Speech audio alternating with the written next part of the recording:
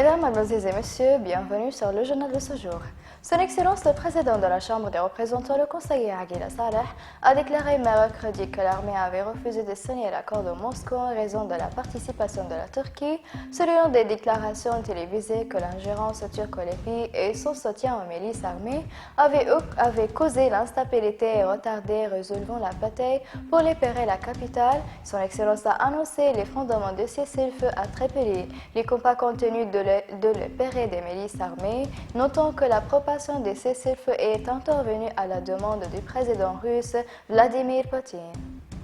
La Chambre des représentants a repris aujourd'hui sa session officielle jeudi dirigée par son Excellence, le deuxième vice-président du Parlement, Ahmed Hama, pour achever les points de l'ordre du jour. Il convient de noter que la session d'hier a été réservée par le Conseil et pour examiner un certain nombre des projets de loi et certains amendements à ceux-ci. Le membre de la Chambre des représentants,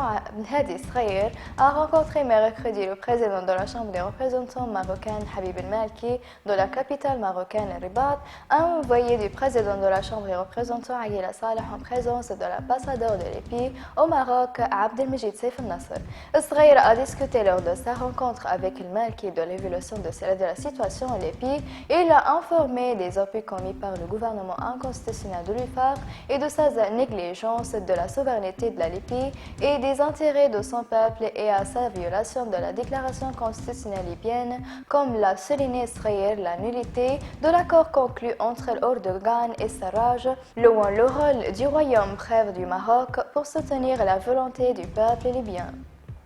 Le membre de la Chambre des représentants, Sultana Mesmari, a déclaré qu'elle s'attendait à des manifestations de masse dans plusieurs régions pour soutenir la décision du commandement de l'armée, le maréchal Khalifa Haftar, de refuser de signer l'accord de cessez-le-feu de la capitale russe Moscou. El-Mesmari a précisé que le maréchal Khalifa Haftar représente non seulement l'armée libyenne, mais représente également toutes les sectes du peuple libyen, soulignant que tout le monde fait confiance à son opinion et à celle de son Excellence le conseiller Aguila Saleh, président de la Chambre des représentants, et que l'accord, s'il pouvait atteindre les intérêts des Libyens et garantir les démantèlements des milices et leur sortie de la capitale pour contrôler le chaos, serait tombé sur lui sans la moindre hésitation.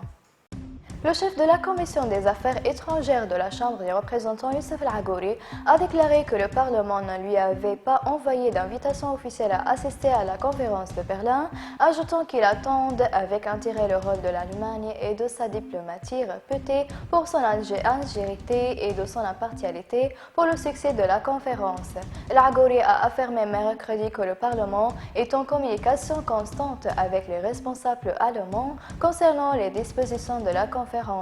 et ils attendent avec intérêt et tant que le Parlement représente le peuple libyen que les résultats de la conférence soient dans l'intérêt du peuple libyen qui ont beaucoup souffert pour établir un état de droit et des institutions et que la conférence travaille à mettre fin à l'ingérence extérieure dans les affaires intérieures de la Libye.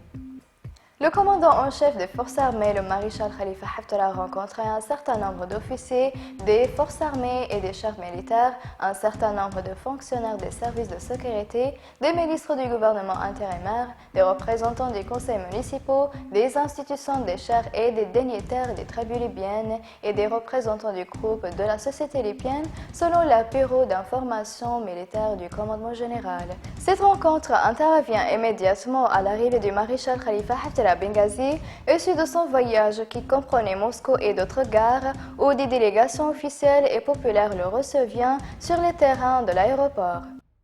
Mesdames et messieurs, merci pour votre attention et au revoir.